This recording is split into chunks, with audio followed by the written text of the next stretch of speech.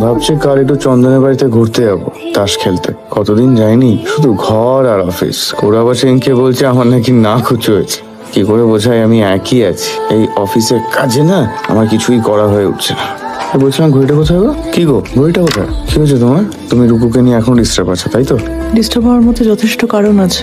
ওই ঝামঝামটা তুমি কেন করছো বলো তো? ওই রূপু তো বললো অফিস থেকে ফ্ল্যাট পেয়েছে, সেখানে কদিনের মধ্যে শিফট করে যাবে। তারপর ওখানে কি হচ্ছে না হচ্ছে তুমি জানতে পারবে? আমি না জানলেই তো সমস্যাটা মিটে যাচ্ছে না, সমস্যাটা তো থেকেই যাবে। হ্যাঁ, রুকু বলছিল নন্দিনী কোনো একটা মানসিক সমস্যা হচ্ছে।